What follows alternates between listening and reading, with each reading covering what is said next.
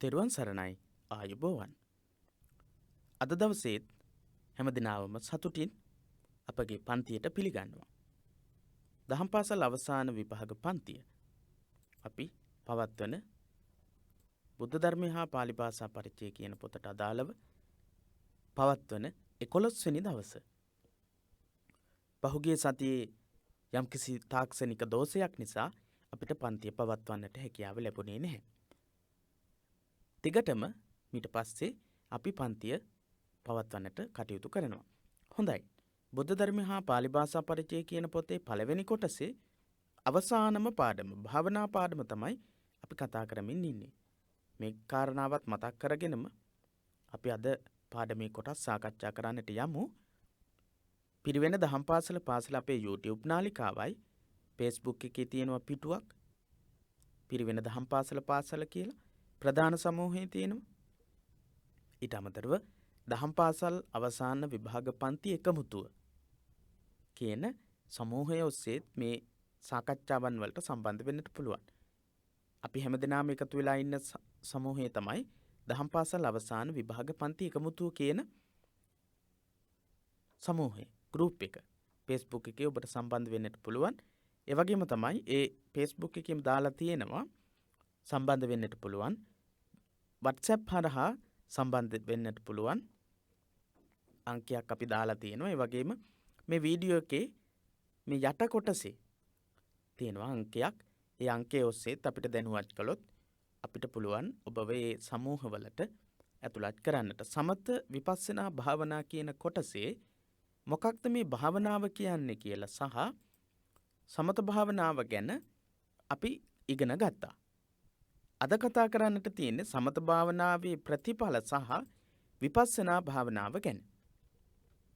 සමත භාවනාවේ ප්‍රතිඵලයි ඊළඟට විපස්සනා භාවනාව කියන්නේ මොකක්ද කියලා අපිට කතා කරන්නට තියෙන්නේ. ඉතින් සමාධි භාවනාව කියලා චිත්ත භාවනාව විදිහට සිත එකඟ කර ගැනීම සමාධි භාවනාවේ ප්‍රධාන අරමුණ බවට, ඒ වගේම ප්‍රඥා අවබෝධය සඳහා වඩන භාවනාව විපස්සනා භාවනාව, මේ විදිහට අපි ගොඩක් දේවල් කතා කළා. සමාධි භාවනාව හඳුන්වන නම් සමාධි භාවනාව චිත්ත භාවනාව විදිහට හඳුන්වනවා කියලා කතා කළා, ඉගෙන ගත්තා. ඊට අමතරව භාවනා කිරීමේදී කර්මස්ථාන ලබා ගන්නට උණු භාවනා කිරීමේ පියවර අපි ඉගෙන ගත්තා ගිය සතියේ. ඒ වගේම රාග දෝෂ මෝහ ශ්‍රද්ධා බුද්ධි විතක්ක කියන චරිත 6ක් ක්‍රියාත්මක වෙන බවත්, සමත භාවනාවේදී කර්මස්ථාන 40 කර්මස්ථාන දස කසින දස අසුභ දස අනුස්සති චතු බ්‍රහ්ම විහාර චතු ආරුප්ප ආහාරේ පටික්කුල සංඥාව චතු ධාතු අවත්තාන කියන කොටස් යටතේ කර්මස්ථාන එහෙම නැත්නම් භාවනා අරමුණු 40ක් තියෙන බවත් අපි ඉගෙන ගත්තා. අද අපි ඉගෙන ගන්නවා පළවෙනියටම සමත භාවනාවේ ප්‍රතිඵල මොනවද කියලා අපි බලමු. පාඩමේ තියෙන තොරතුරු කියවන ගමන්ම අපි බලමු. විශේෂ දේවල් අනිවාර්යයෙන්ම සටහන් කරගන්න ලියා ගන්න. අමතරව වෙලාවක් අරගෙන පාඩම කියවලා සටහන ලියා ගන්නට ඕනේ නැහැ. මේ වෙලාවේදීම ඔබ පාඩමට සමන් දෙන ගමන් පාඩම නරඹන ගමන්ම ලියා ගන්න. රාගාදී කෙලෙස් වලින් භරිත පුද්ගලයාට මානසික සැනසුමක් කිසිවිටක නැත.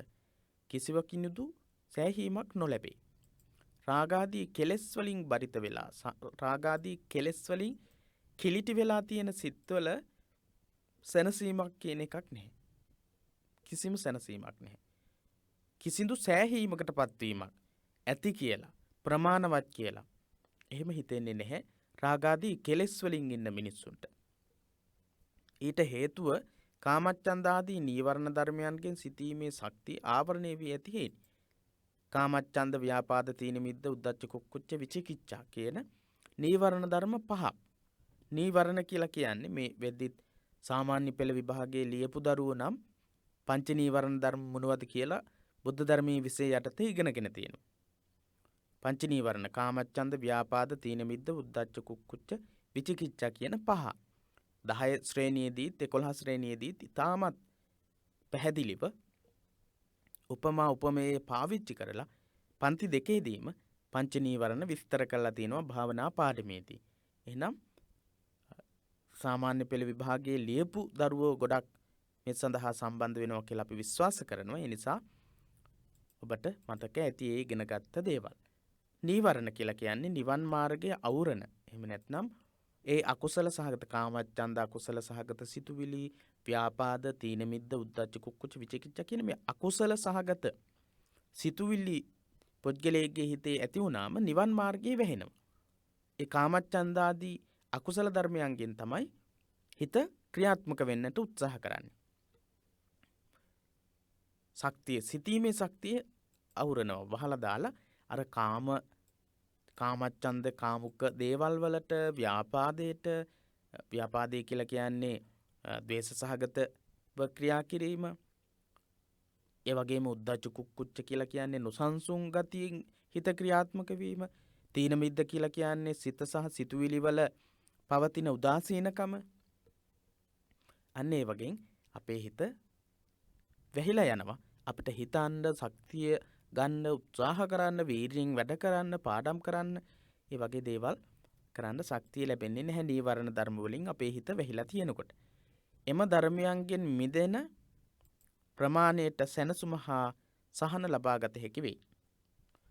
අන්නේ අපි සඳහන් කරපු ක්ලේශ ධර්මයන්ගේ කාමච්ඡන්ද, ව්‍යාපාද, තීන මිද්ද, උද්ධච්ච කුක්කුච්ච, විචිකිච්ඡා කියන නීවරණ ධර්මයන්ගෙන් හිත නිදහස් වෙන තරමට, හිත අපි මුදවා ගන්න තරමට අපිට සැනසීම ලබා ගන්නට පුළුවන්.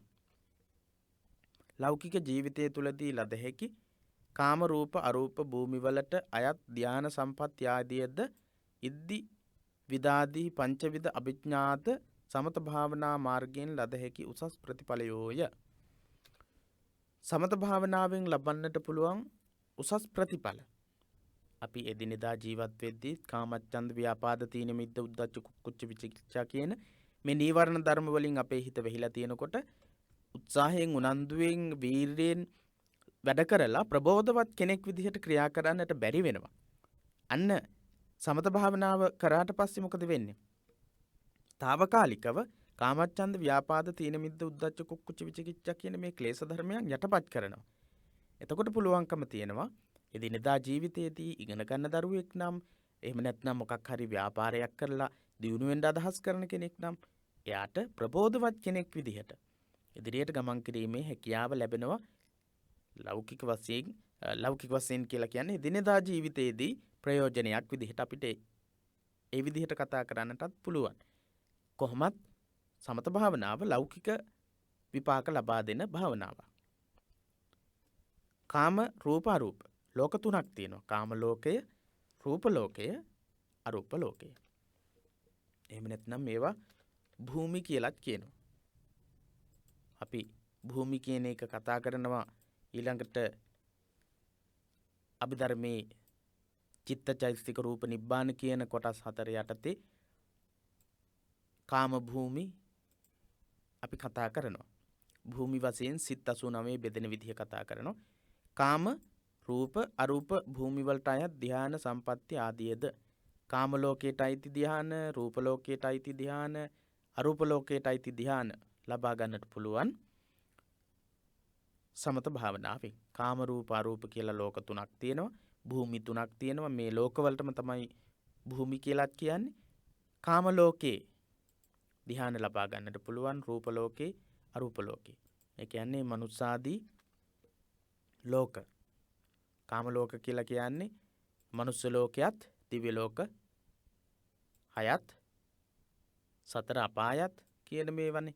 ඉතින් ඒ මනුස්ස ලෝකයේදී අපි ලබා ගන්න ධ්‍යාන ලබා ගන්නට පුළුවන්කම ලැබෙනවා සමත භාවනාවේ. රූප ලෝකය කියලා කියන්නේ රූපවචර බ්‍රහ්ම ලෝකවල ඉන්න අය ලබා ගන්න ධ්‍යාන ආදී හිත දියුණු කරගත් අවස්ථාව. අරූප ධ්‍යාන අපි කතා කරනවා යටින් රූප ධ්‍යාන මොනවද, අරූප ධ්‍යාන මොනවද කියලා අෂ්ට සමාපatti පංච අභිඥා කතා කරනවා.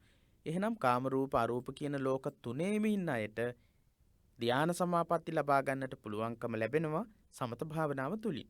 ඉද්ධි විදාදී පංචවිධ අභිඥාද ඉද්ධිවිද දිබ්බසෝත දිබ්බචක්කු පරචිත්ත විජානන පුබ්බේ නිවාසානුස්සති ඔය විදිහට ධ්‍යාන 5ක් ලබා ගන්නට පුළුවන්. අපි යටින් කතා කරමු සමත භාවනා මාර්ගයෙන් ලද හැකි උසස් ප්‍රතිඵලයෝය. අපි නැවත වතාවක් බලමු. කාම රූප අරූප කියන භූමි වලට අයත් ධ්‍යාන සම්පත් ලබා ගන්නට පුළුවන්. ඊට අමතරව ඉද්ධිවිදාදී පංචවිධ අභිඥා පංච අභිඥා උපදවා ගන්නට පුළුවන්. ප්‍රාග් බෞද්ධ යුගයේදී පවා සමතේ පිළිබඳව අවබෝධය ලබා විශිෂ්ට ශක්තියින් ලබාගත් ඍෂිවරු ಭಾರತයේ වූහ. ප්‍රාග් බෞද්ධ යුගය කියන්නේ බුදුදහම පහළ වෙන්න කලින් පවා ධ්‍යානලාභීව හිටපු ඍෂිවරු ඉඳලා තියෙනවා. එක උදාහරණයක් තමයි අසිත තාපසතුමා, දේවල තාපසතුමා, කාලදේවල තාපසතුමා කියලත් එතුමාටම තමයි කියන්නේ. පංච අභිඥා සහ අෂ්ට සමාපත්තිධාරී තාපසෙක්. අසිත තාපසතුමා. ඊළඟට ආලාර කාලාම කියන්නේ සත්ත සමාපත්තිධාරී තාපසෙක්. සත්ත සමාපත්තිධාරී. සමාපatti 7ක් දක්වා හිත දියුණු කරලා තිබුණා.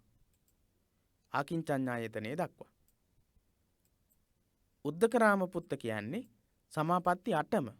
අපි යටින් කතා කරන අෂ්ට සමාපatti මොනවද කියලා. ඒ අෂ්ට සමාපත්තිම සමාපatti 8ම නේව සංඥානා සංඥායතනෙ දක්වා හිත දියුණු කරලා හිටපු බමුණෙක් තමයි තාපසයෙක් තමයි ආලාර කාලාම උද්දකරාම පුත්ත තාපසතුමා.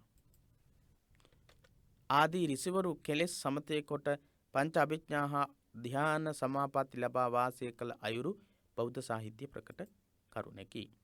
අෂ්ට සමාපatti හා පංච අභිඥාලාභීව හිටපු තාපසවරු 3 දෙනා. 3 දෙනෙක් නම් කරන්නට කියලා අපින් ඇහුවොත් ප්‍රාග් බෞද්ධ යුගයේදී පවා අෂ්ට සමාපatti සහ පංච අභිඥා ආදී හිත දියුණු කරපු තත්වයට පත්වෙච්ච ආදි දේවල් වලින් හිත දියුණු කරපු තත්වයට පත්වෙච්ච 3 දෙනෙක්. කවුද? අසිත, එහෙම නැත්නම් කාලදේවල තාපසයා, ආලාර කාලාම, ඊළඟට උද්දකරාම පුත්ත.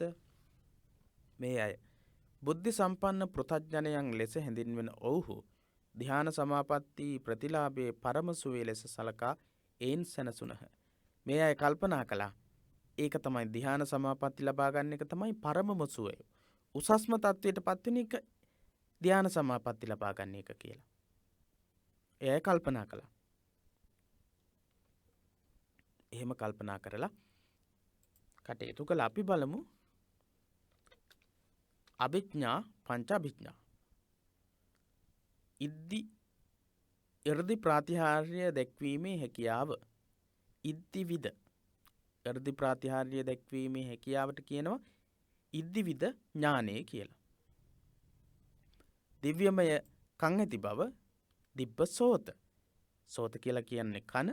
එනම් දිව්‍යමය කන්. අපේ මේ සාමාන්‍ය කන් වලට ඇහෙන විදිහට නෙවෙයි ඇහෙන්නේ. දිව්‍යමය කන් දෙකක් තමයි තියෙන්නේ. දිව්‍යමය ශබ්ද ඇහෙනවා කියන්නේ අපිට ඇහෙන ප්‍රමාණයට වඩා වැඩිපුර යමක් ඇහුවට පස්සේ ඒක අවබෝධ කර ගැනීමේ හැකියාව තියෙනවා. සුවිශේෂිත විදිහට ඇහෙනවා. අහන්න පුළුවන්. දිබ්බසෝත අනුන්ගේ සිත් දැන ගැනීමේ හැකියාව. පරචිත්ත විජානන ඥානය. අනුන්ගේ සිත් දැන ගැනීමේ හැකියාව පරචිත්ත විජානන ඥානය. පරචිත්ත විජානන ඥානය කියලා තමයි අපි කියන්නේ. ඉද්ධිවිද ඥානය, 이르දි ප්‍රාතිහාර්ය දැක්වීමේ හැකියාව, දිව්‍යමය කන් නැති බව, දිබ්බසෝත ඥානෙ, අනුන්ගේ සිත් දැන ගැනීමේ හැකියාව පරචිත්ත විජානන ඥානෙ, පෙර ආත්ම භවයන් දැකීමේ හැකියාව, පුබ්බේ නිවාසානුස්සති ඥානෙ. පුබ්බේ නිවාසානුස්සති ඥානය කියලා කියන්නේ පුබ්බේ නිවාසානුස්සති. පුබ්බේ නිවාසානුස්සති. පෙර ආත්මයන් සිහි කිරීම. පුබ්බේ පෙර නිවාසා වාසය කරපු විදිහ අනුස්සති. සිහි කිරීමේ හැකියාව. පෙර ආත්ම භාවයන් දැකීමේ හැකියාව, සිහි කිරීමේ හැකියාව. පුබ්බේ නිවාසානුස්සති ඥානෙ දිවස් ඇති බව. දිබ්බ චක්කු ඥානය.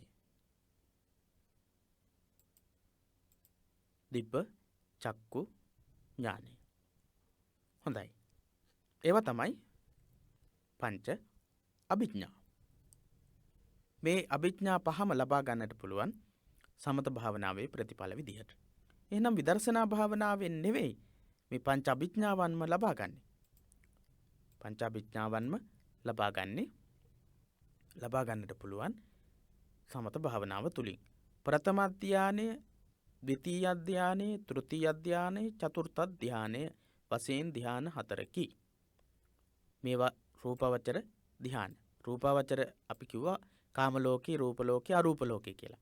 ඒ රූප ලෝකයේ ඉන්න අයට ප්‍රථම ධානය, ද්විතීය ධානය, තෘතීය ධානය, චතුර්ථ ධානය ලබා ගැනීමට, උපදවා ගැනීමට පුළුවන්කම තියෙනවා. අන්නේ ධාන 4 තමයි මේ තියෙන්නේ. රූපාවචර ධාන 4. ප්‍රථම ධානය කියන එක පඨම ධාන කියලා කියන්නත් පුළුවන්. ဒုတိ ය ධාන කියලා කියන්නත් පුළුවන්. තතිය ධාන කියලා කියන්නත් පුළුවන්. චතුත්ථ ධාන කියන එක පාලි භාෂාවේදී පාවිච්චි කරන්නේ ධාන කියලා. ධාන. එතකොට පඨම ධාන, ဒုတိ ය ධාන, තෘතීය ධාන, චතුර්ථ ධාන. මේ විදිහට රූපාවචර ධාන 4. ඊළඟට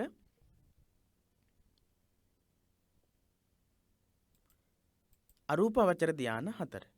අෂ්ට සමාපatti. මේ රූපාවචර ධාන 4යි අරූපාවචර ධාන 4යි තමයි අෂ්ට සමාපatti කියලා කියන්නේ.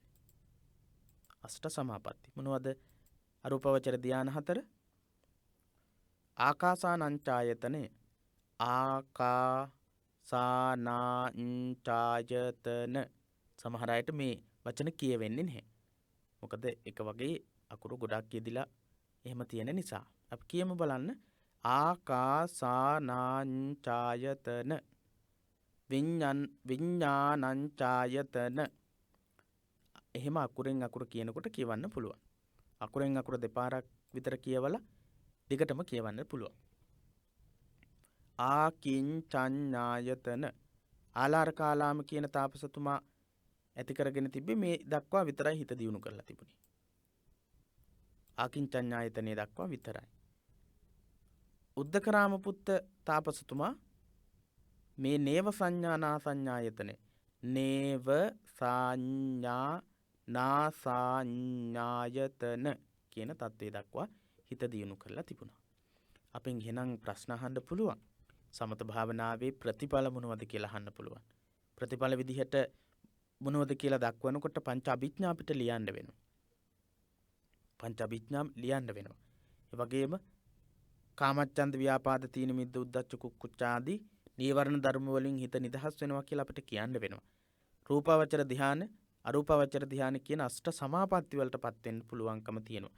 කාම ලෝකේ, අරූප ලෝකේ, කාම ලෝකේ, රූප ලෝකේ, අරූප ලෝකේ කියන මේ ලෝකත්‍රයේම ධ්‍යාන සමාපatti වලටපත් වෙන්න පුළුවන්කම තියෙනවා කියලා කියන්නට වෙනවා. ඒ වගේම සමත භාවනාව ගැන කියද්දී සමත භාවනාව ප්‍රාග් බෞද්ධ යුගයේදී පවා තිබිලා තියෙනවා. පංච අභිඥා සහ අෂ්ට සමාපatti ලබාගෙන හිටපු අසිත තාපසතුමා, කාලදේවල කියලා හඳුන්වන තාපසතුමා, ආලාර කාලා, මුද්දකරාම පුත්ත වගේ තාපසවරු ඒ தത്വයටපත් වෙලා හිටපු අය කියලා උදාහරණ අපිට කියන්නට වෙනවා. ඒ නිසා මේවා මතක තියාගන්න. මේවා කීපවතාවක් කියවලා පාඩම් කරගන්න. පංච අභිඥා අෂ්ට සමාපatti ප්‍රධානම ඉගැන්වීමක් සමත භාවනාවේදී.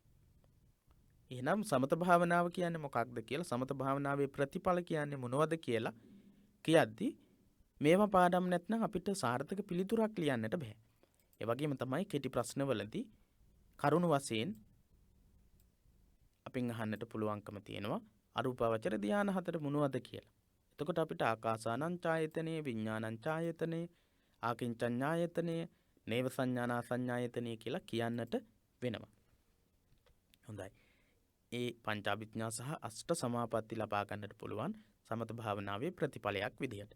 යන අරූපාවචර සමාපatti 4ද ඒට එක්කොට අෂ්ට සමාපatti නම් කොට ඇත. අෂ්ට සමාපatti කියලා. රූපාවචර ධ්‍යාන 4යි අරූපාවචර ධ්‍යාන 4යි එකතු කරලා මේවට කියනවා අෂ්ට සමාපatti කියලා. මේවා ඇසුරෙන් ලෞකික වශයෙන් චිත්ත ඒකාග්‍රතාව මුල් කරගෙන ලද හැකි උසස්ම ලෞකික සුවේ ළඟා කරගත හැකි. උසස්ම ලෞකික වශයෙන් ලබා ගන්න පුළුවන් උසස්ම අවස්ථාව තමයි නේව සංඥා නා සංඥායතනෙ. ඉන් එහාට ලෞකිකව හිත දියුණු කරන්නට බෑ. බෞද්ධ ආර්ය මාර්ගයේ උසස්තම පියවර වන ප්‍රඥාව සාක්ෂාත් කර ගැනීම සඳහා බාහිර හා ආධ්‍යාත්මික ලෝකයේ දෙස යථාර්ථවත්ව බැලිය යුතුය. හොඳයි. සමත භාවනාවයි සමත භාවනාවේ ප්‍රතිඵලයි කතා කළා. ඊට පස්සේ අපි විදර්ශනාව ගැන තමයි මේ කතා කරන්නේ. එය කළ හැක්කේ අනිත්‍ය, දුක්ඛ, අනාත්ම යන ත්‍රිලක්ෂණ යන් හඳුනා ගැනීමෙනි. අනිත්‍ය, දුක්ඛ, අනාත්ම කියන ලක්ෂණ තුන හඳුනා ගැනීම තමයි විදර්ශනා නුවණින් එහෙම නැත්නම් ලෝකයේ ප්‍රඥාවෙන් දකින්නට අපි දකින්නට ඕන විදිහ මොකක්ද? ලෝකයේ අනිත්‍ය ස්වභාවය, දුක් සහගත ස්වභාවය, අනාත්මීය ස්වභාවය දකින්නට ඕන. අනිත්‍ය, දුක්ඛ, අනාත්ම කියන ත්‍රිලක්ෂණීය පාඩම අපි මේ වෙද්දී ඉගෙනගෙන තියෙනවා. අනිත්‍ය, දුක්ඛ, අනාත්ම කියන ලක්ෂණ තුනට අනුව ලෝකෙ දිහා බලන එක තමයි විදර්ශනාව කියලා කියන්නේ. අනිත්‍යාදි වශයෙන් විවිධේහි ආකාරෙහි පස්සතීති විපස්සනා. ලෝකේ නාම රූප කියන කොටස් දෙක තුලම, නාම කියලා කියන්නේ පුද්ගලයාගේ මානසික ස්වභාවයන්, රූප කියලා කියන්නේ පුද්ගලයන්ගේ රූපත්, ඒ වගේම ලෝකයේ අනිකුත් සියලු රූපත්. මේ දෙකේම තියෙන අනිත්‍ය, දුක්ඛ, අනාත්ම කියන ලක්ෂණ. අනිත්‍ය කියන ලක්ෂණය, දුක්ඛ කියන සහ අනාත්ම කියන ලක්ෂණ සත්ව ජීවිතයත් එක්ක සම්බන්ධයි. ඒ වගේම තමයි අනිත්‍ය කියන ලක්ෂණය සත්ව ජීවිතයටත් පොදුයි. ඒ වගේම සත්ව ජීවිතයේ හා සම්බන්ධ අනිකුත් බාහිර දේවල්, ගස්වැල්, ඇලදොල, ගංගා ආදී අනිත්‍යතාවයට පත් වෙනවත් එක්ක දුක්ඛ, අනාත්ම කියන ලක්ෂණ තුනට පත් වෙනවා. එනම් ලෝකේ අනිත්‍ය, දුක්ඛ, අනාත්ම කියන ලක්ෂණ තුන පිළිබඳව අවබෝධ කරගත්තම අනිත්‍ය, දුක්ඛ, අනාත්ම කියන ලක්ෂණ තුනට අනුව ලෝකයේ දකින්න එකට කියනවා විදර්ශනාව කියලා, ප්‍රඥාව කියලා. සිත එකඟ කිරීමකින් තොරව ඒ ක්‍රියාත්මක කළ හැකි නොවේ. සිත එකඟ කරගන්නේ නැතිව ඒ අවස්ථාවට පත් වෙන්න බෑ. ඒක තමයි සමත භාවනාවෙන් පළවෙනියටම හිත එකඟ කරගන්න. ඊට පස්සේ විදර්ශනාවට හිත යොමු කරන්නට පුළුවන්. සමහර විට හිත එකඟ කරගන්නට පුළුවන්කම තියෙනවා, ප්‍රඥාව පහළ කරගන්නට පුළුවන්කම තියෙනවා කෙලින්ම විදර්ශනාවෙන්. විදර්ශනා ඥානය සහ සමත ඥානික සහ විපස්සනා ඥානික කියලා අවස්ථා දෙකක් තියෙනවා. යෝගාවචරයා සමත භාවනාව වඩලා සමත භාවනාවෙන් නේව සංඥා සංඥායතන ආදී අෂ්ට සමාපatti දක්වා හිත දියුණු කරලා ඊට පස්සේ අනිත්‍ය ආදී ත්‍රිලක්ෂණීය දැකලා විදර්ශනාව තුලින් නිවන් අවබෝධ කරගන්න එක සමත ඥානික කියලා කියනවා. කෙලින්ම විදර්ශනාවට හිත යොමු කරලා අනිත්‍ය, දුක්ඛ, අනාත්ම ආදී වශයෙන් ලෝකයේ යථාර්ථය දැකලා නිවන් අවබෝධ කරගන්න අය සමත ඥානික, විපස්සනා ඥානික වෙනවා. ඒ විදිහේ ඥාන දෙකක්, ක්‍රම දෙකක් තියෙනවා. හැබැයි අර්ථ ධර්ම නිරුක්ති පටිභාන කියන සිව්පිලිසිඹි ආපත් ධාරී රහතන් වහන්සේ නමක් බවට පත් වෙන්න පුළුවන්කම තියෙන්නේ සමත භාවනාව වඩලා ඒ තුලින් විදර්ශනාවට හිත යොමු කරලා ලබන අවබෝධය තුලින්. ඒක වැඩිදුර දැනුම සඳහා ඔබට මම මතක් කළේ යෝගාවචරයෙකු වීම සඳහා අවශ්‍ය මූලික අංගයක් සම්පූර්ණ කොට අංගයන් සම්පූර්ණ කරලා යෝගාවචරයෙක් පළවෙනියටම සිල්වත් වෙන්නට ඕන. සුදුසු ස්ථානයක් තෝරගෙන භාවනා කරන්නට ඕන. අපි මීට කලින් කතා කරලා තියෙනවා. කය වචනය හා සිත යන්න තිදොර සංවර කරගෙන අනතුරුව යෝනිසෝ මනසිකාරයෙන් යුතුව අනිත්‍ය ආදී ලක්ෂණයන් දෙස බැලීම විපස්සනා නම් වේ. කය වචනේ සහ සිත කියන දොරටු තුනම සංවර කරගෙන යෝනිසෝ මනසිකාරයෙන් එළඹ සිටි සිහියෙන් යන එන කන බොන ඇවිදින පේන දැනෙන හැම දෙයකම තියෙන්නේ අනිත්‍ය කියන ලක්ෂණය. දුක් සහගත ස්වභාවයට ඒකපත් වෙන විදිහ අඩුමතරමේ අපේ හිතට දැනෙන සිතුවිලි වල පවා තියෙන අනිත්‍ය, දුක්ඛ, අනාත්ම කියන ලක්ෂණ තුන දකින්න එකට එළඹ සිටි සිහියෙන් සිටින එකට කියනවා විපස්සනා කියලා. විදර්ශනා භාවනාව කියලා. විදර්ශනා මාර්ග ඊළඟට තියෙන්නේ විදර්ශනා මාර්ගය මොකක්ද කියලා අපිට කතා කරන්නට තියෙන්නේ. දැන් අපි මේ බෞද්ධ භාවනා ගැන කතා කරන්නේ දහම්පාසල් අවසාන විභාගයේ බුද්ධ ධර්මය හා පාලි භාෂා පරිචය කියන පොතේ භාවනා පාඩම පළවෙනි කොටසේ අවසාන පාඩම. විදර්ශනා මාර්ගය කියන එකත් අපි කතා කරමු. ඔබට ගැටලුවක් ප්‍රශ්නයක් ඇති වෙන්නට ඇති කියලා අපි විශ්වාස කරන්නේ නැහැ. එහෙම තියෙනවා නම් අපෙන් විමසීම් කරන්න අපි පිළිතුරු ලබා දෙනවා. යෝගාවචරය විදර්ශනා වැඩිම සඳහා ලෝකත් ස්වභාවය පිළිබඳ ප්‍රමාණවත් අවබෝධයක් ලබා තිබිය යුතුය. යෝගාවචරය කියලා කියන්නේ භාවනානුයෝගීව හිත සංවර කරගන්නට, හිත දියුණු කරගන්නට කටයුතු කරන පුද්ගලයා. භාවනා අරමුණක් අනුව භාවනා කරන කෙනා. යෝගාවචරය විදර්ශනා වැඩිම සඳහා ලෝක ස්වභාවය පිළිබඳ ප්‍රමාණවත් අවබෝධයක් ලබා තිබිය යුතුයි. ලෝකය ගැන අපි මේ ලෝකය කියලා හිතාගෙන ඉන්න ලෝකය ගැන යම් කිසි විදිහේ අවබෝධයක් වැටහීමක් තියෙන කෙනෙක් වෙන්න ඕන යෝගාවචරයෙක් විදිහට විදර්ශනා භාවනාවෙන් භාවනා කරන්න. ලෝකය ගැන දන්නේ නැතිව අපිට ලෝකය අනිත්‍යයි දුකයි අනාත්මයි කියලා මෙනෙහි කරන්නට බැහැනේ. ඒ නිසා පළවෙනියටම කරන්නට ඕන ලෝකය ගැන යම් කිසි අවබෝධයක් වැටහීමක් ඇති කරගන්නට ඕන. ඊශ්වර නිර්මාණවාදී අහේතු අප්පච්චයවාදී ආදී කොට ඇති මිත්‍යා දෘෂ්ටි වලින් වැසී සිටින්නාට යථාබෝධය සුකර නොවේ, පහසු නොවේ කියන එක. සුකර කියන්නේ පහසු නොවේ කියන එක. ඊශ්වර නිර්මාණවාදී ඊශ්වරයෙකු විසින් ලෝකේ නිර්මාණය කළා කියන එක.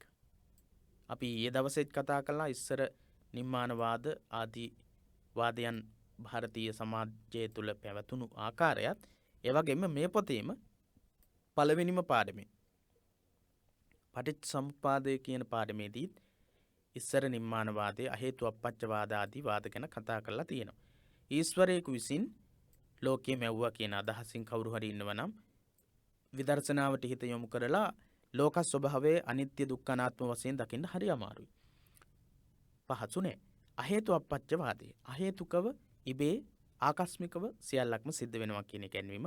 ඒ වගේ අදහස් දරන අයට අනිත්‍ය දුක්ඛ අනාත්ම වශයෙන් ලෝකයේ දකින්නට බැහැ. අන්න බුදුරජාණන් වහන්සේගේ ඉගැන්වීම තුළ ආර්ය අෂ්ටාංගික මාර්ගයේ පළවෙනි අංග විදිහට සඳහන් වෙන්නේ සම්මා දිට්ඨි සහ සම්මා සංකප්ප කියන අංග දෙක.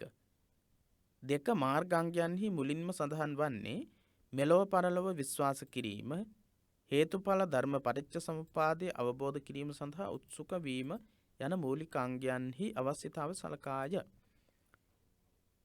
ඉස්සෙල්ලාම ආර්ය අෂ්ටාංගික මාර්ගයේ මෙන්න මේ දෙක සඳහන් වෙන්නේ පුද්ගලයා මෙලොව පරලොව විශ්වාස කළ යුතුයි. ඒ වගේම හේතුඵල වාදීව ලෝකයේ තුල ක්‍රියාත්මක වෙන ස්වභාවයේ තේරුම් ගත යුතුයි. අන්න ඒකට තමයි කියන්නේ සම්මා දිට්ඨි සහ සම්මා සංකප්ප කියලා. ඒ සම්මා දිට්ඨිය සහ සම්මා සංකප්පේ තිබුණ නැත්නම් පුද්ගලයාට නිර්වාණගාමී මාර්ගයේ ඉදිරියට ගමන් කරන්නට බෑ. ඉදිරියට ගමන් කරන්නට පුළුවන්කමක් ලැබෙන්නේ නැහැ. පුද්ගලයා ඉන්ද්‍රියන් මගින් ඒ අරමුණු පිළිබඳ දැනීමක් ලබා සුඛ දුක්ඛ ආදී යම්කිසි ආකාරයක වින්දනයක්ද ලබයි. පුද්ගලයා ඉන්ද්‍රියන් මගින් අරමුණු පිළිබඳව දැනීමක් ඇති කරගන්නවා. ඊට පස්සේ සුඛ දුක්ඛ වශයෙන් සැපසහගත සහ දුක්සහගත තමන් කැමති රූපයක්, තමන් කැමති ශබ්දයක් එහෙම ඇහුනොත් දැක්කොත් සතුටක් ඇති කරගන්නවා. තමන් අකමැති දෙයක්, තමන්ට අමිහිරි කටුක ආහාරයක්, කටුක ස්පර්ශයක්, වේදනාවක් විඳින්න සිද්ධ වුණොත් මොකද කරන්නේ? ඒක දුකක් බවට පත් කරගන්නවා. අරමුණු හඳුනා ගැනීමෙන් පසු හෙතෙම සිතින් එහි ස්වභාවය පිළිබඳ තර්ක කරයි. ඊට පස්සේ අරමුණ හඳුනාගෙන හිතින් ඒ ගැන තර්ක කරනවා. මේ වේදනාව, මේ රසය, මේ වින්දනය කොයි වගේද කියලා. අරමුණ සුඛ වේදනා ගෙන දෙන්නක් නම් ඒ තමා අයත් කර ගැනීමටත් ඒක සුඛ වේදනාවක් නම්, සැපසහගත විඳීමක් නම්, සැපසහගත රූපයක් විඳින එකක් නම්, සැපසහගත ආහාරයක රසයක් විඳින එකක් නම්, සැපසහගත තමන් කැමති සුවඳක සුවඳ බලන එකක් නම් ඒවා තමන්ට අයිති කරගන්න උත්සාහ කරනවා. දුක්ඛ වේදනා සහගත නම් එය ඉවත් කරලීමට සිතයි. සුඛකාමා දුක්ඛ පටික්කුලා. සැපේ කැමති දුක පිළිකුල් කරනවා. දුක්ඛ පටික්කුලා. දුක පිළිකුල් කරනවා. සාමාන්‍ය ප්‍රතඥ ලෝකයේ ජීවත් වෙන අය ඉන්ද්‍රිය වලින් ලබන ඇස කන නාසය දිව ශරීරයේ මනස කියන මේ ඉන්ද්‍රියන් මගින් ලබන අරමුණු සැපසහගතයි නම් කැමති වෙනවා. සුඛකාමා තමන්ට අකමැති දෙයක් නම් ඇස කන නාසය දිව ශරීරයේ මනස කියන මේ කුමන ආකාරයකින් අරමුණක් ගත්තත් රූප ශබ්ද ගන්ධ රස ස්පර්ශ ආදී අරමුණු කුමක් ගත්තත් ඒක දුක් සහගතයි නම් පටික්කුල දුක පිළිකුල් කරනවා. ප්‍රපංච නාමයෙන් හැඳින්වෙන මේ සිතිවිලි පෘථග්ජන පුද්ගලයා තුළ මොහොතක් පාසා පහළ වීම ස්වභාවිකයි. ප්‍රපංච විදිහට සැලකෙන්නේ කෙලෙස් සහිත සිතුවිලි. කෙලෙස් බරිත සිතුවිලි වලට තමයි කියන්නේ ප්‍රපංච කියලා. ඒ වගේ සිතුවිලි පෘථග්ජන පුද්ගලයා තුළ මොහොතක් පාසා ඇති වෙනවා. සෑම මොහොතක් පාසාම ඇති වෙනවා. කාමවචර ලෝකෙහි පවත්නා මේ පොදු ලක්ෂණය දෙස විදර්ශනානුයෝගී පුද්ගලයා බලන්නේ සාමාන්‍ය මිනිස්සෙකු බලන ආකාරයෙන් නොවේ. කාමවචර ලෝකයේ ඉන්නකොට ඒ විදිහේ අදහස් ඇති වෙනවා. හැබැයි විදර්ශනානුයෝගීව විදර්ශනා භාවනාවෙන් විදර්ශනාවට හිත යොමු කරමින් භාවනා කරන කෙනා ඒ විදිහට සාමාන්‍ය විදිහට බලන්නේ නැහැ. ඔහු රූපයක් දකින විට, ශබ්දයක් අසන විට, ගඳ සුවඳ රස හෝ පහසක් දැනෙන විට එය ග්‍රහණය කිරීමට හෝ බැහැර කිරීමට වඩා ඒක ග්‍රහණය කරගන්න. එහෙම නැත්නම් අල්ලගන්න වඩා ආස්වාදය ආදීනවේ සහ ඉන් ඉවත් වීමෙන් ලැබෙන අනුසස් මෙනෙහි කරනවා. නිස්සරණ. විදර්ශනාවට යොමු වෙන කෙනා මොකක්ද කරන්නේ? යම් කිසි අරමුණක් ගත්තම ඒ අරමුණේ තියෙන ආස්වාදය ගැන මෙනෙහි කරනවා. ආස්වාදය ගැන මෙනෙහි කරනවා. ඊළඟට ආදීනවය ගැන මෙනෙහි කරනවා. ඒ යම් කිසි ආස්වාදයක් ලැබුවම ඒ ආස්වාදයේ තියෙන ආදීනවය කොයි වගේ ආදීනවයක්ද ලැබෙන්නේ. ඊළඟට නිස්සරණ. නිස්සරණ කියන්නේ ලැබෙන අනුසස් මෙනෙහි කරන එක. දුරු වුණාම ඒ ආස්වාදයේ తాවකාලික වූ ආස්වාදයේ ආදීනව දකින් ලැබෙන මොහොතකින් දුකටපත් වෙන්න පුළුවන් ඒ ආස්වාදය තුලින් ඉවත් වුණාම ලැබෙන සැනසීම ලබනවා නිස්සරණ විදිහට. එහෙනම් විදර්ශනා යෝගී පුද්ගලයා මොකද කරන්නේ? යම් කිසි අරමුණක් ගත්තම ඒක සුඛකාමා දුක්ඛ පටික්කුල විදිහට සැප කැමැත්තෙන් ඒක තමන්ගේ කර ගැනීමත් පිළිකුල් කරමින් ඉවත් කිරීමත් කියන අවස්ථා දෙකෙන්ම ඉවත් වෙනවා. විදර්ශනා යෝගයේ යෙදෙන පුද්ගලයා මොකද කරන්නේ? ආස්වාදයයි ආදීනවයයි නිස්සරණයයි මෙනෙහි කරනවා. ආස්වාදයේ ඊළඟට ආදීනවය දකින්නවා. ඊළඟට ලැබෙන අනුසස් ඉවත් වීමෙන් ලැබෙන ආනිසංස ගැන කල්පනා කරනවා. ඉන්ද්‍රිය ගෝචර වන අරමුණු ඊතා සියුම් ලෙස විශ්ලේෂණය කර බැලීම විදර්ශනා භාවනා යෝගී පුද්ගලයාගේ ස්වභාවයයි. ඉන්ද්‍රිය ගෝචර වන අරමුණු ඊතා සියුම් විදිහට විග්‍රහ කරලා බලනවා. ඉන්ද්‍රිය වලට අරමුණු ගෝචර වෙනවා. රූප ශබ්ද ගන්ධ රස ස්පර්ශ විදිහට ඒවා සියුම් විදිහට ඊතා කල්පනාකාරීව මෙනෙහි කරනවා. නිදසුණක් විදිහට ඊතා අගනා දැකුම් කළු රියක් නිරීක්ෂණය කරන ආකාරය දැක්විය හැකිය. ඔන්න විදර්ශනාවට අනුව පුද්ගලයෙක් යමක් දකින විදිහ අපි බලමු.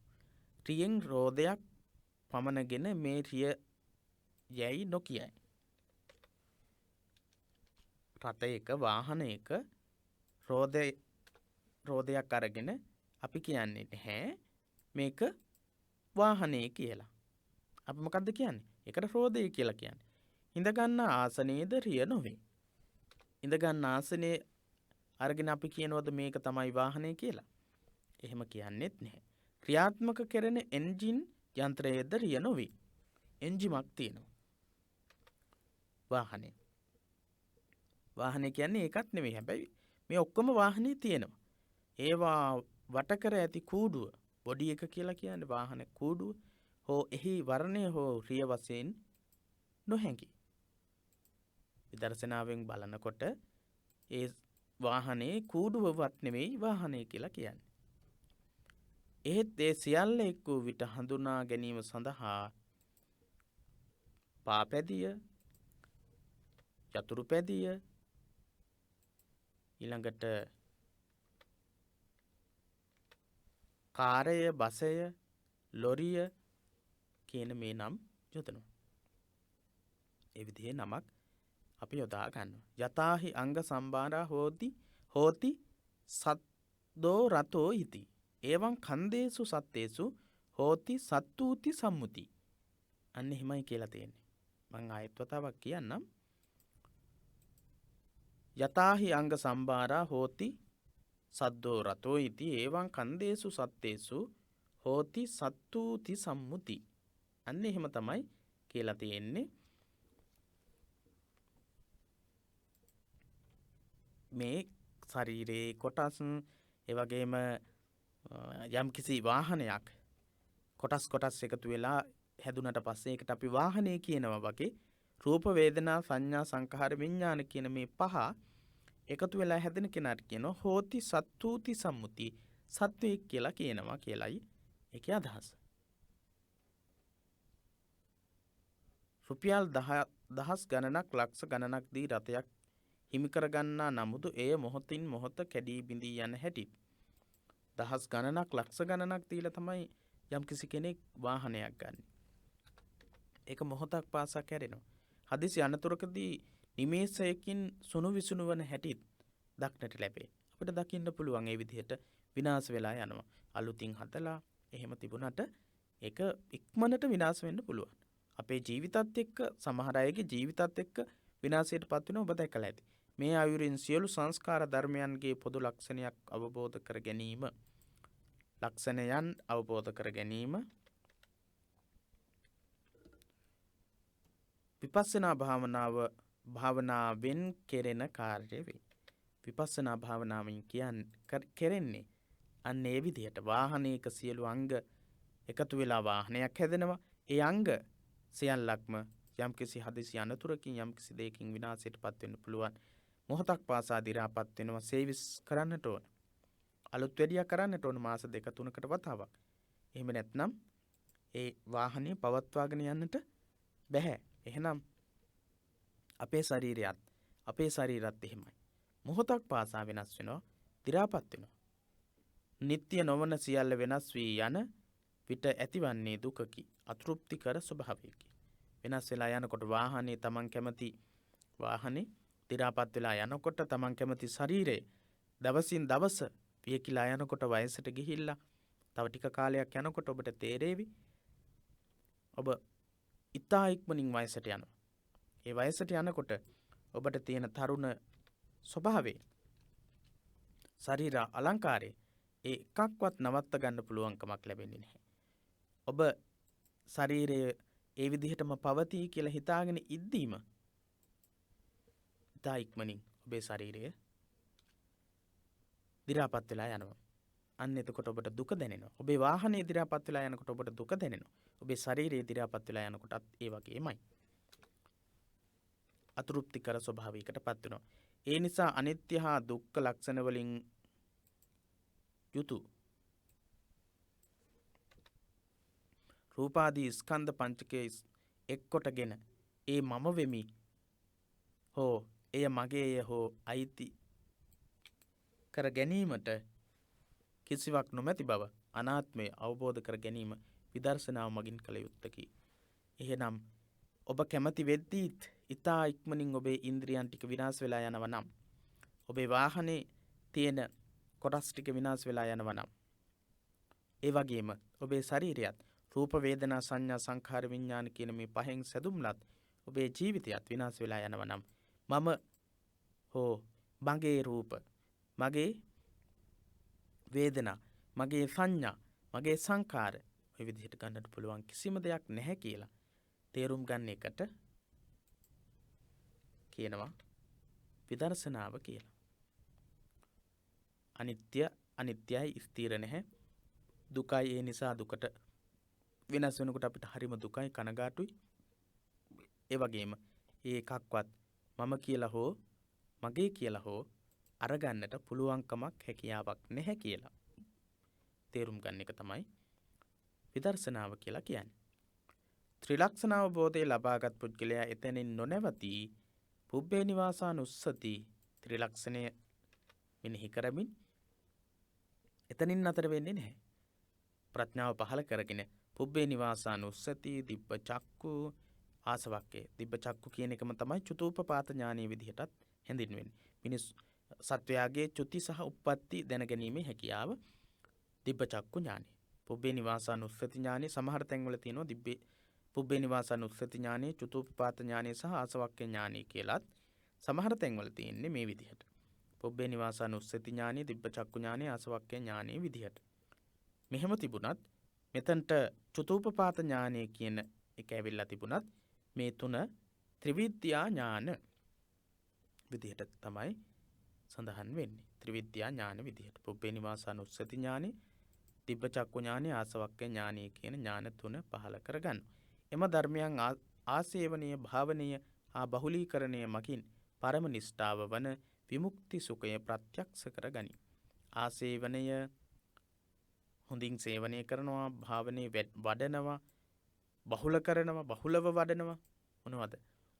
පුබ්බේ නිවාසානුස්සති, දිබ්බ චක්කු සහ ආසවක්කය කියන මේවා.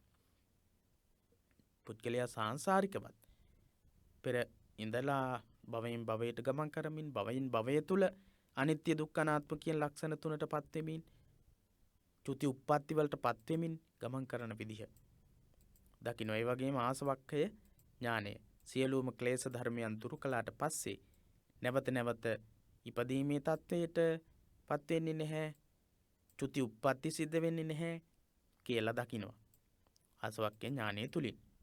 අන්න ඒක මෙනෙහි කරමින් වඩමින් බහුලව වඩමින් සිටීම තුළ විමුක්ති සුඛය ප්‍රත්‍යක්ෂ කරගන්නට පුළුවන්කම තියෙනවා. කෙටියෙන් මතක තියාගන්න අනිත්‍ය දුක්ඛ අනාත්ම ආදී වශයෙන් ලෝකයේ පිළිබඳව තේරුම් අරගෙන අවසානයේදී පුබ්බේ නිවාසානුස්සති ඥානෙ, දිබ්බ චක්කු ඥානෙ, ආසවක්කේ ඥානෙ කියන ඥානයන් තුන පහළ කර ගැනීම තමයි විදර්ශනා ඥානය කියලා කියන්නේ. හොඳයි. අද දවසේ ඊට වඩා සාකච්ඡා කරන්නට අදහස් කරන්නේ නැහැ.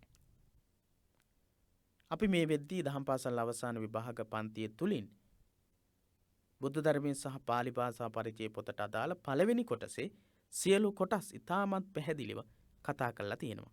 ඔබට පුළුවන්කම තියෙනවා පිරිවෙන දහම් පාසල අපේ YouTube නාලිකාව ඔස්සේ, ඒ වගේම පිරිවෙන දහම් පාසල අපේ පිටුව සහ සමූහයත් දහම් පාසල් අවසාන විභාග පන්ති එකමුතුව කියන සමූහය ඔස්සේත්, ඒ වගේම WhatsApp සමූහය ඔස්සේත් සම්බන්ධ වෙමින් මේ කොටස් අධ්‍යයනය කරලා ඉතාමත් හොඳින් දහම් පාසල් අවසාන විභාගයේ සඳහා සූදානම් වෙන්නට පුළුවන්කම තියෙනවා, හැකියාව තියෙනවා. හෙට දවසේ බදාදා දවසේදී අපි සාකච්ඡා කරන්නේ ශාසන ඉතිහාසය පොතට අදාළ තොරතුරු. ශාසන ඉතිහාසය පොතේ තොරතුරු කතා කරනවා බදාදා දවසේ. බ්‍රහස්පතින්දා දවසේ අපි බෞද්ධ සංස්කෘතිය පොතට අදාළ තොරතුරුත් සාකච්ඡා කරනවා. සඳුදා දවසේ අපි කතා කරන්නේ බුද්ධ චරිතයට අදාළ තොරතුරු. පළවෙනි ප්‍රශ්න පත්‍රයේ තමයි බුද්ධ චරිතයේ ප්‍රශ්න පත්‍රය, දෙවැනි ප්‍රශ්න පත්‍රයේ බුද්ධ ධර්මයේ හා පාලි භාෂා පරිචය, තුන්වෙනි ප්‍රශ්න පත්‍රයේ ශාසන ඉතිහාසය ප්‍රශ්න පත්‍රය, හතරවෙනි ප්‍රශ්න පත්‍රයේ තමයි බෞද්ධ සංස්කෘතිය හා ඉතිහාසයේ බෞද්ධ සංස්කෘතිය කියන ප්‍රශ්න පත්‍රය. ඒ නිසා මේ පොත් හතරටම අදාළ තොරතුරු අපි කතා කරනවා. එහෙමනම් අද දවසේ පිරිවෙන දහම් පාසල සියලු සම්බන්ධතා සමගින් අපි පාඩමින් සමුගන්නවා. ඔබ සියලු දෙනාටම තෙරුවන් සරණ ප්‍රාර්ථනා කරමින්